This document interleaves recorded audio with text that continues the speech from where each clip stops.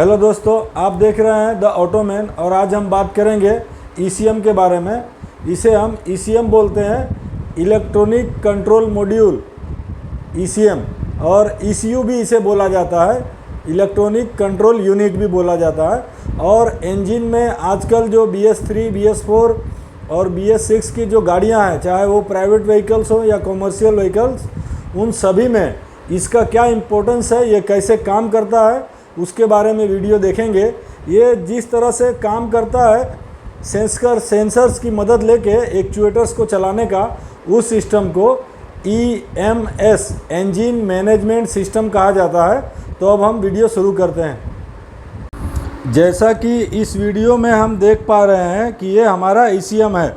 ECM electronic control module या electronic control unit इसी का नाम है। इसमें दो कपलर होते हैं, छोटा वाला J1 कपलर है, बड़ा वाला J2 कपलर है। और J1 कपलर में इंजन से रिलेटेड जितने भी मेन सेंसर या एक्चुएटर होते हैं उनका कनेक्शन होता है। और J2 कपलर जो है उसके अंदर व्हीकल के जितने भी सेंसर्स होते हैं इंजन के अलावा, जैसे accelerator pedal, water in fuel, और अगर BS4 है तो SCR सिस्टम का जितना भी सेंसर्स की जानकारी आना है वो, और SCR सिस्टम का जितना भी एक्चुएटर्स हैं उनको चलाने का काम यहाँ से होता है। J2 कपलर में बैटरी से मेन पावर सप्लाई भी यहीं से आती है।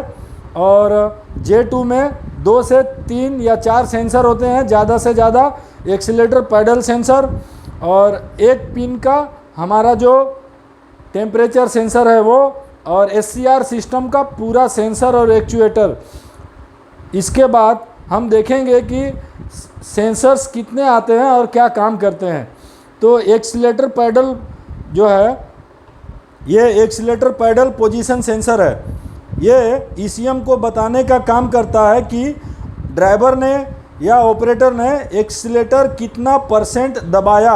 एक्सीलेटर दबाने का जो परसेंटेज में पोजीशन का जानकारी है वो ECM को जाता है, जिससे ECM डिसाइड कर पाता है कि अभी हमारे इंजन का RPM क्या है, कितना % दबाया, मतलब कितना और बढ़ाना है।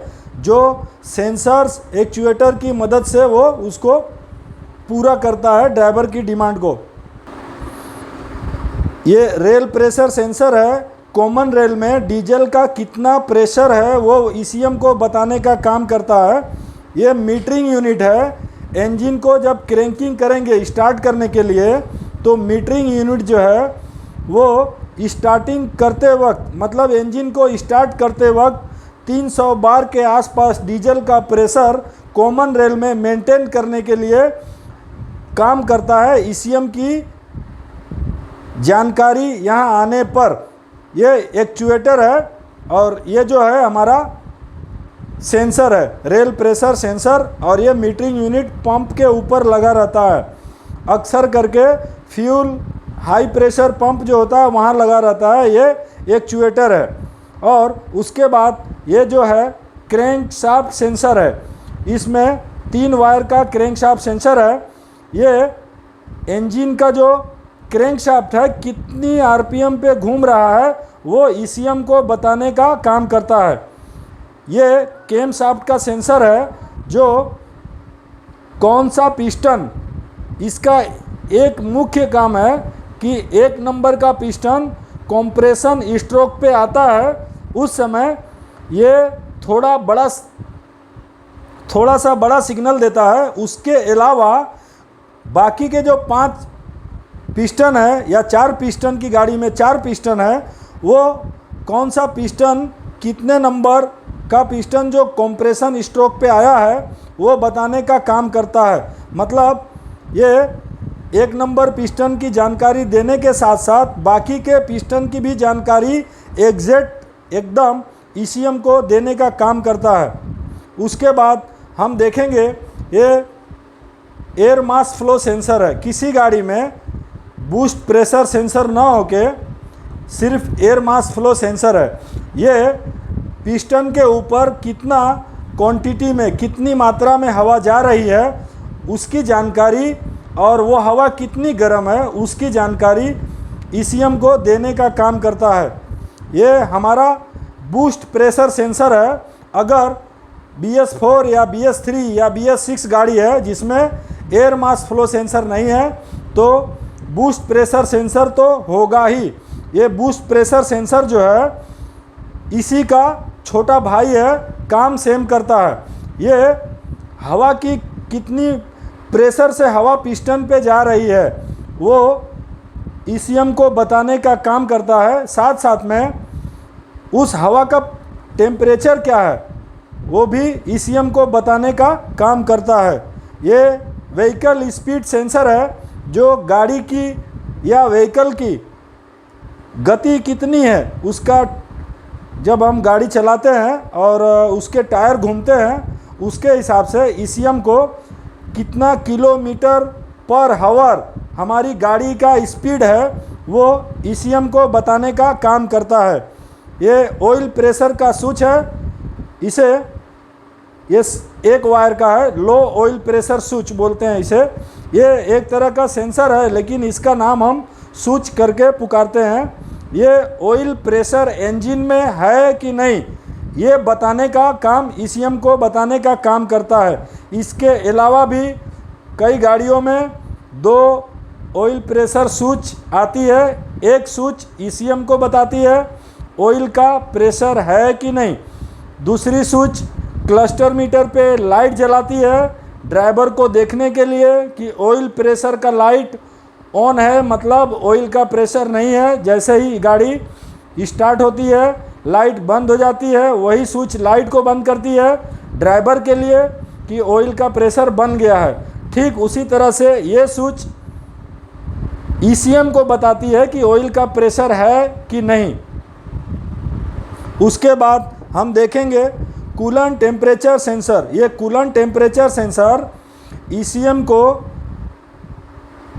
ब्लॉक के अंदर, इंजन के अंदर जो पानी है उसका टेम्परेचर कितना है वो बताने का काम करता है।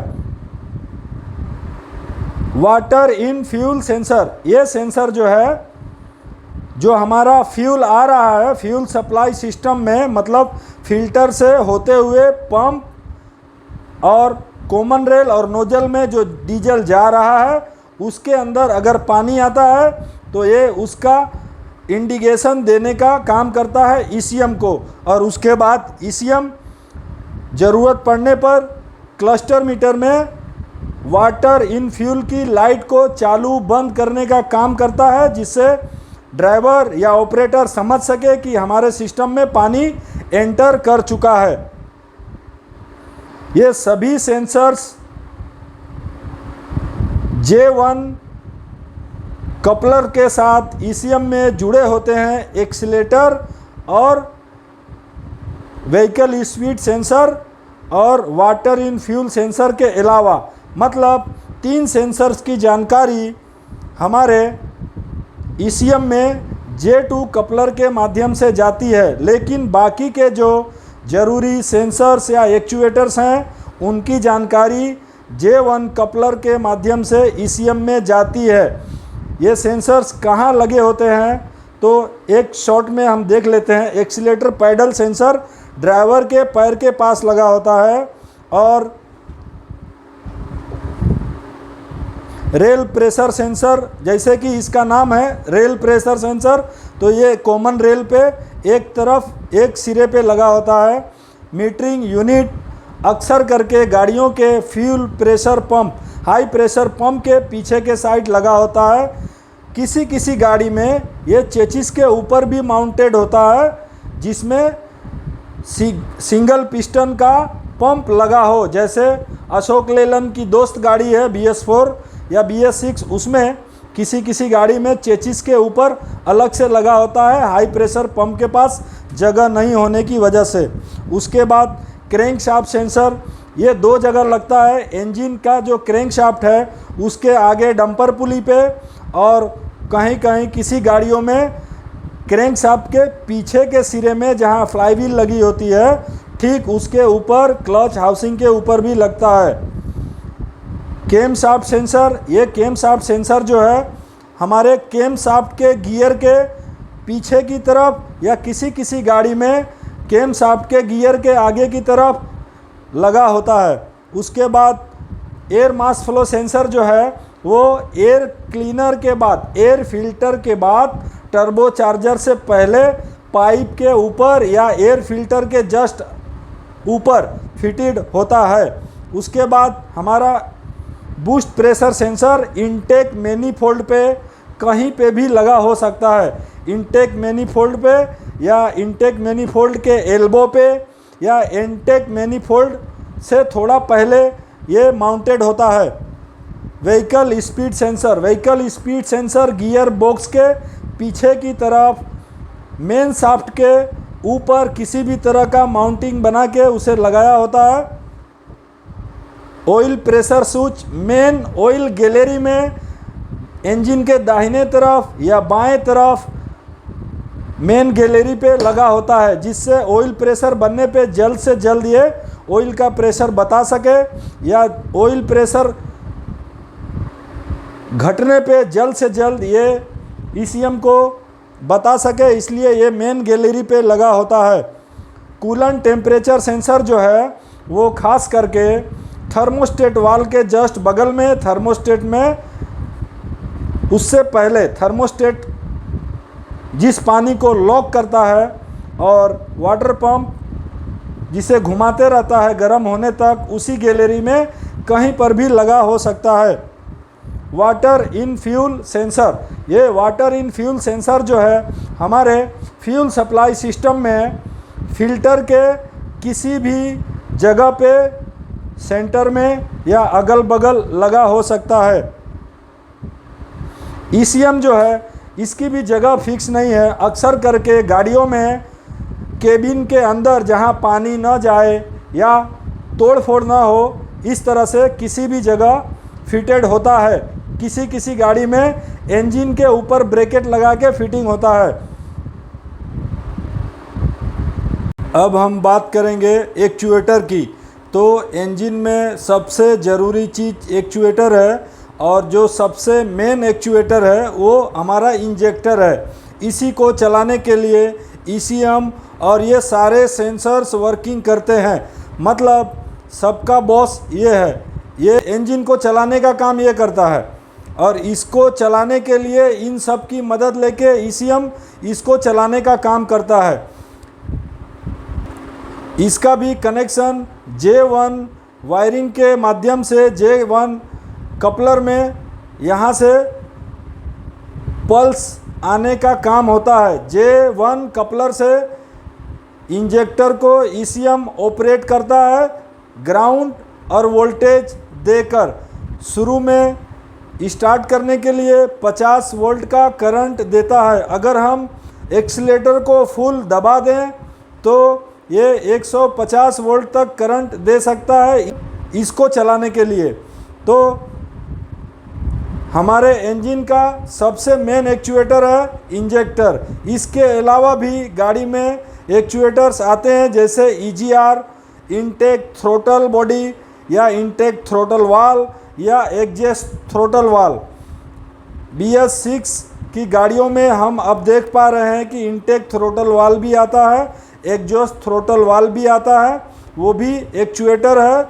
लेकिन इंजन का मेन एक्चुएटर एक ही है जो इंजन को स्टार्ट करता है और रेस करने का काम करता है। इसकी मदद मीटरिंग यूनिट करता है। ईसीएम इसकी मदद से इसको चलाने का काम करता है। मतलब डीजल का प्रेशर बढ़ाता है जिससे इंजेक्टर से ज़्यादा फ्यूल स्प्रे करा सके। तो इंजन में दो मुख्य एक्चुएटर होते हैं, एक मीटरिंग यूनिट और एक हमारा इंजेक्टर। इसके अलावा इंजन में तीसरा एक्चुएटर होता है EGR वाल्व जो होता है। EGR वाल्व को हम एक्चुएटर बोलते हैं और वो प्रदूषण बनने पे EGR सिस्टम को ओपन और क्लोज करने का काम करता है। साथ साथ में अभी BS6 की गाड़ियों में हम देख पा रहे हैं कि इनटेक थ्रोटल वॉल्व भी आया हुआ है, ITV बोलते हैं, और एग्जॉस्ट थ्रोटल वॉल्व भी आया हुआ है, ETV बोलते हैं। वो दोनों वाल्व जो होते हैं BS6 की गाड़ी में, ITV और ETV, वो दोनों ही रीजनरेशन करके रीजनरेशन सिस्टम को सही ढंग से करने के लिए, एग्जॉस्ट गैस का टेम्परेचर बढ़ाने के लिए, ताकि हमारा साइलेंसर साफ हो सके, ITV और ETV दोनों काम करते हैं।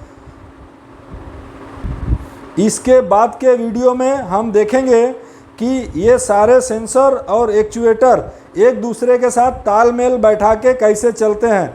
मतलब अगर हम एक्सीलेटर दें तो कहाँ से कहाँ क्या इफ़ेक्ट होता है, वो उस वीडियो में हम देखेंगे। इस वीडियो में बस इतना ही।